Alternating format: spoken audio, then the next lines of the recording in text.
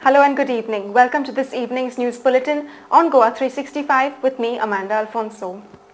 After a smooth sail of the Congress government led by the Chief Minister Digambar Kamath at the recent monsoon session of the State Legislative Assembly, it is now time to fulfill the aspirations of the former Transport Minister Pandurang Matkaikar and the ex-Finance Minister Dayanand Narvekar to be brought back into the cabinet. From high-level sources in the Congress party, we are given to understand that the process of creating ground to induct Transport Minister Pandurang Matkaikar is in full swing, and in the next couple of days, he would be inducted into the cabinet.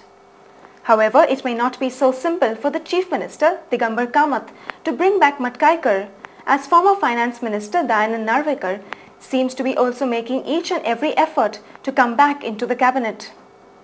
Sources also informed Goa 365 that the High Command of the Congress party has decided to reshuffle the cabinet in Goa. The inclusion of ST member Pandurang Matkaikar and reshuffling of some portfolios is on the cards. We also learned that the induction of Matkaikar would be followed by the dropping of Urban Development Minister Joachim Alemaw from the cabinet. To counter this move, PWD Minister Churchill Alemaw, it seems, has left for the national capital along with his brother Joachim Alemaw to meet the High Command to discuss the situation and try to save his brother Joachim from being dropped from the cabinet. It is also learned that if Churchill Alemaw is able to save the ministry of his brother, then the axe is likely to come down on the Water Resource Minister Philip Neri Rodrigues.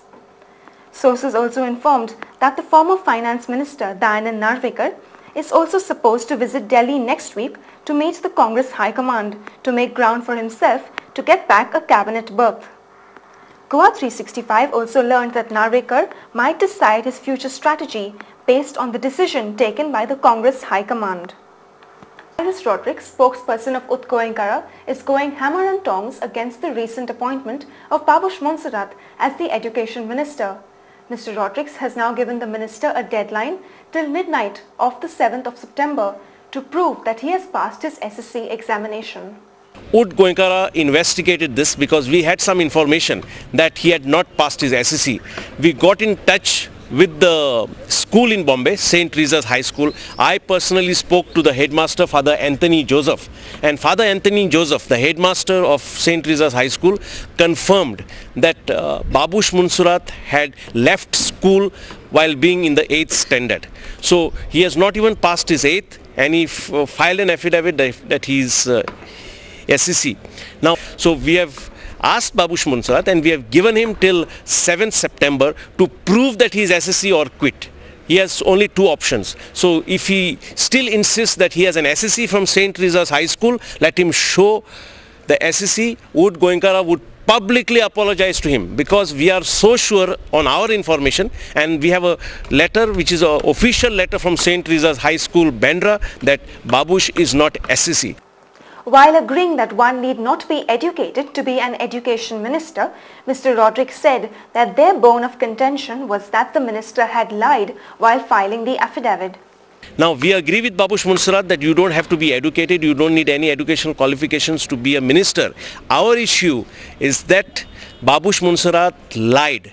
And an education minister who has lied about his own educational qualifications has no right to remain as education minister.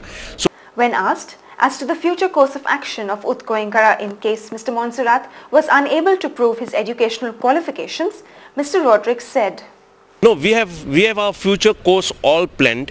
We are just waiting till tomorrow that Babush Monserrat proves to the people of Goa that he is SSC or not SSC. Now, Babush Monserrat says that he will show his SSC certificate at the appropriate time. Goacom publicly tells Babush Monserrat that the appropriate time is now, and the appropriate time will end on September the 7th at midnight. From Monday the 8th, we will take whatever action is required to make sure Babush Monserrat is brought to book." Let's wait and watch how things unfurl on the political front.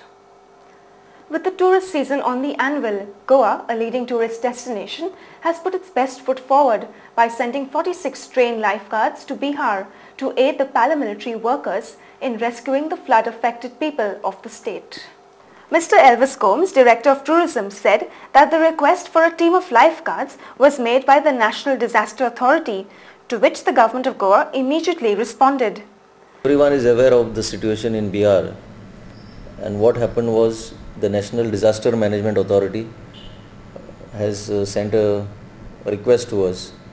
When they came to know that we have trained lifeguards, whether we could come to their rescue and assist in the flood relief work, to which immediately I put up the case to the government, the Chief Secretary, the Tourism Minister, and they agreed to that, and accordingly we kept our force on standby.